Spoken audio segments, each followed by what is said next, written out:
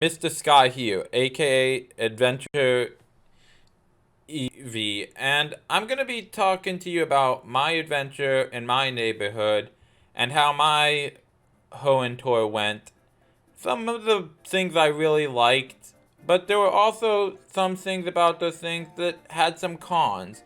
So I'm gonna go over the pros and cons, and if you just want to hear about some egg complaints, I'm gonna put a timestamp at the video. Click like just you'll see it right there. It will say like click here for the egg rant.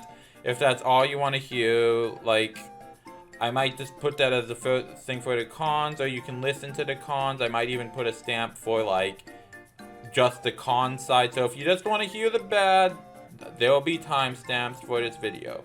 But first, I'm gonna talk about the things that I actually think did great. These are like things that I think were great ideas.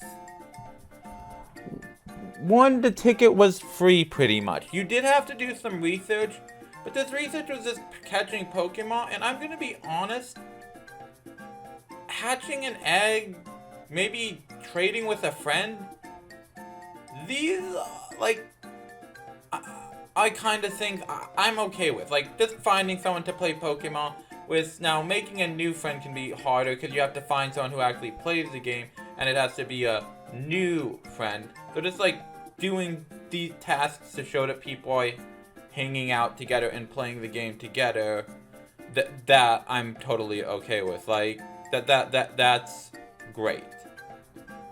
It promoted a lot of walking. Like, we had Cacleon, which it seemed like Cacleon was designed more for walking, and I like the picture taking that this car thing is kind of that they're kind of trying to go against the car and say, hey, if you want these Pokemon, you can't just drive around. We had these eggs that had regionals that you could walk with, and that seemed like a great idea. I'm like, wait, we get 8 kilometer reduced distance. This is gonna be great. I'm gonna be hatching eggs all day, walking around and getting shinies. It seemed like a great way to walk around and meet people. This was such a great idea. It had new shinies that were available. That's another thing. We got all the shinies from Gen 3. Now all Pokemon from Gen 3 can be shiny. I mean, there was only a few of them, but still, that's part of the Johto tour. And one thing about the free ticket that I know you're gonna say is, well, you don't get Celebi. Look, it's $5. If you really like Celebi, you can buy that research. If you don't want to buy it, don't buy it. But if you like shiny Celebi, I don't know what part of the country you're from, but pay that amount of money. I mean, you're playing Pokemon Go anyways. You've got a free ticket. It's only $5. It's $5 for that mythical. If you really like it, if you really like Pokemon Go, just buy it. If as long as you can afford it, and I think pretty much a lot of people who can would. So that's another thing is if just anything there was no research focus challenge, which I'll go back to this because I do think that getting people to collect all the Pokemon one day or two is really exhausting. I mean, it was possible for 1 and 2, but if we keep going, like, there's too many raids. Like, maybe a week, but it's also just a lot of pressure, and there are some people that can do it, but I can see how they maybe this could have been like a 5-week additional challenge. I think this could have been something additional.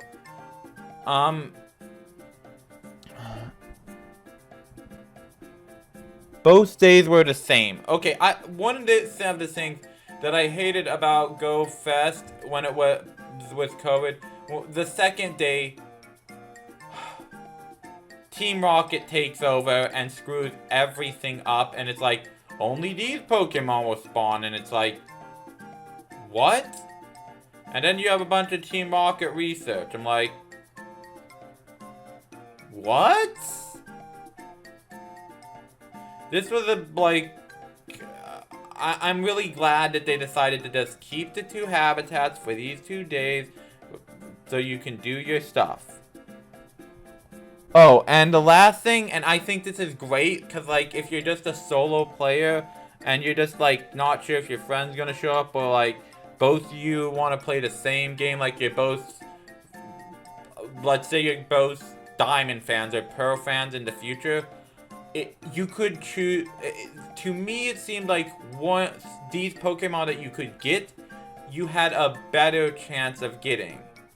Now, I'm gonna get to something about the version exclusives and the cons really soon. But, so like, no matter what, even I could get Rainy or Sunny Castform. It's just, since I chose that one, Rainy Castform was said to show up more for me.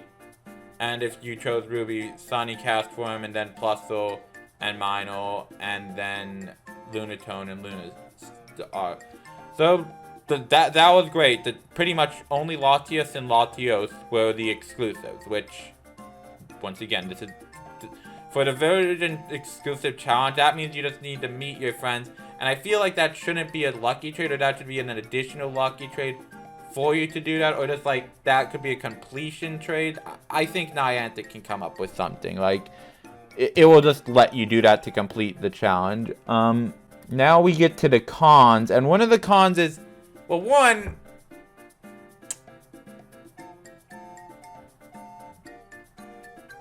Castform is not a version exclusive. The Viper and Zangoose are version exclusives. There were other Pokemon that were version exclusives that if you pick one, you could have saw more of, which I think they should have went that route, where it's like, you pick this one, you get more of these shinies. You pick this one, you'll see more of these shinies. Not that you won't see the others, just you're gonna probably get that shiny more. Because it's saying, I want these shinies over these shinies. X versus Y. So, I think that they should have went more into that, like, maybe even made like I don't know. One, they didn't stay true to the exclusive originals. Okay, now one problem that was a bug.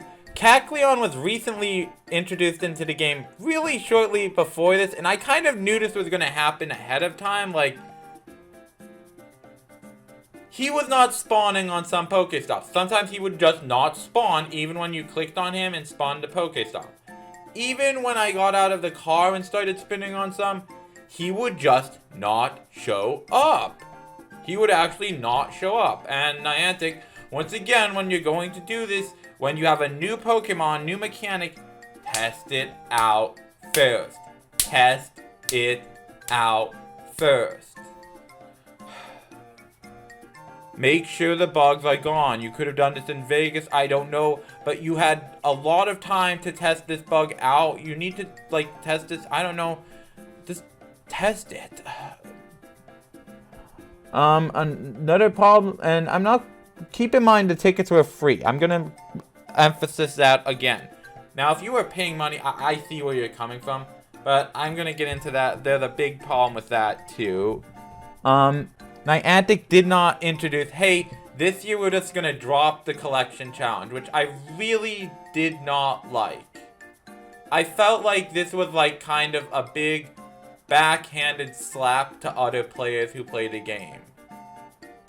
I'm like, so I didn't need to save the Reggies? I mean, I got a shiny Reggie Ice, so I'm okay with that.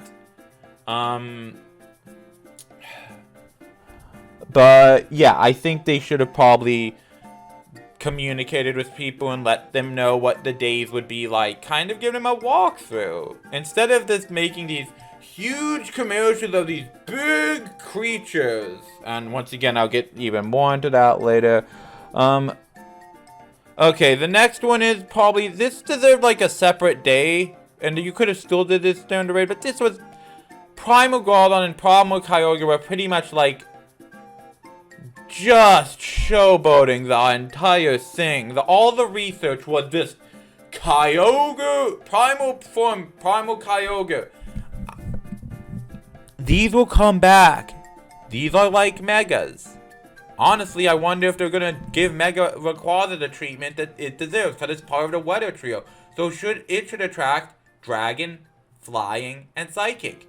Is it? I mean, it's part of the Weather Trio. Or are you gonna make it so it doesn't need candies to Mega Evolve? Probably not. So I feel like it at least deserves this. But that's another story for another day. The problem is, a lot of people were just felt anxiety. Like, they were like, no, I don't want to do this. It felt... So people had to buy raid passes. Now, I'm going to get into another thing about that in a second.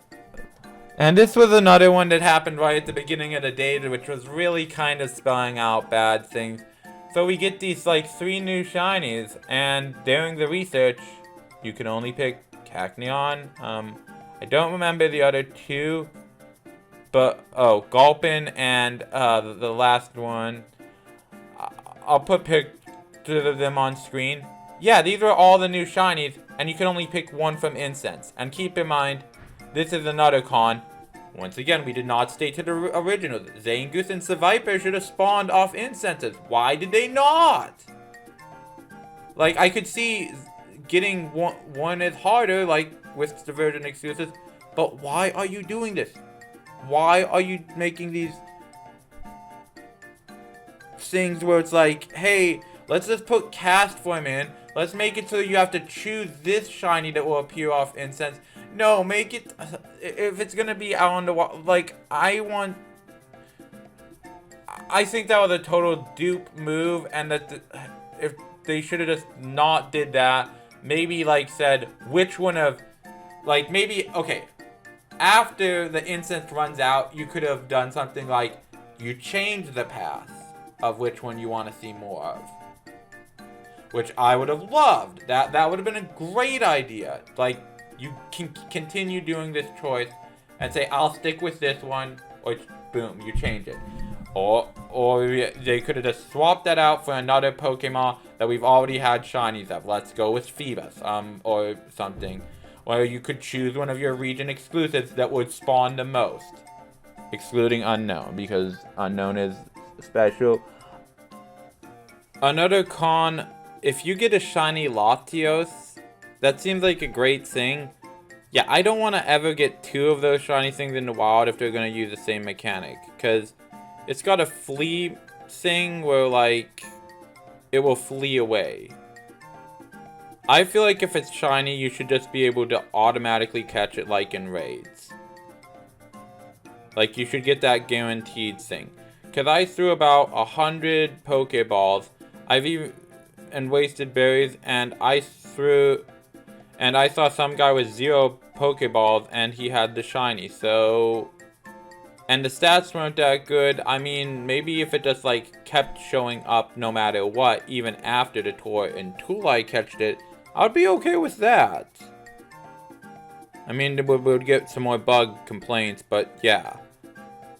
The bottom line is you're gonna get bugs, but I just think there was a better way to handle it, because there was environments, and I didn't want to sit there all day trying to catch Latios. But I would like the challenge. I am okay with the challenge if it just runs away. If it just runs away, but I will always get that shiny. It's always gonna roam around me until I catch it. I don't know. And this one is probably the biggest one. So if you were in Las Vegas, and I'm not trying to hate on people who went to Las Vegas. I went for the Seattle one. But this is something I really do need to point out, because I think this was a bad move for Niantic, and this could have been like one of the best Go Fests ever if they would have not did this. So what they did was, if you were in Las Vegas, you would get like 80 resistance catch distance or something. I don't know the exact number. I'll try to put it on screen. So a lot of people are hatching 10k eggs and buying incubators. I feel like this could have been added on, like, for normal. Like, if you just want to keep that special for those people, maybe just half kilometer distance. Then there was the shiny rate, where, like, paying to increase shiny rates. I mean, at this point, that is pretty much what the game is. So, $10 to increase shiny rates. People are always going to complain that they don't have enough shinies.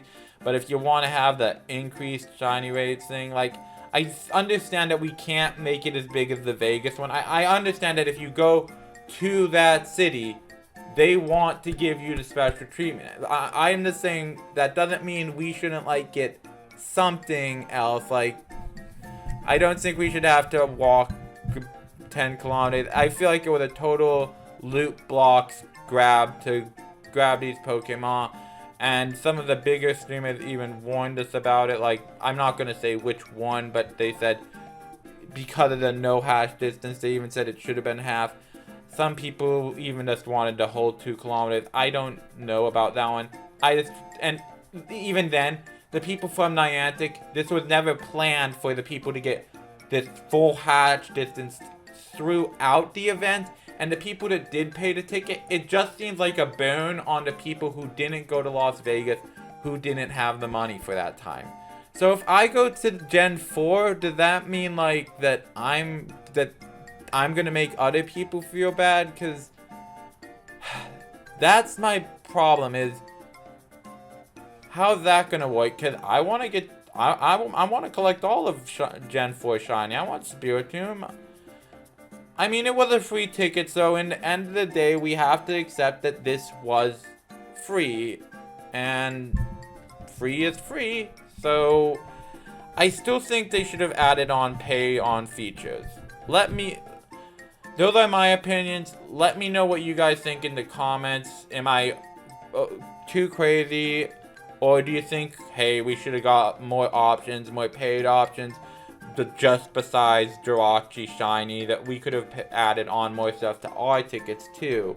Do you think we should have gotten the exact same treatment to show that Niantic loves everyone around the world? Well, until then, I'll see you next time. Have a beautiful day in your neighborhood. Bye.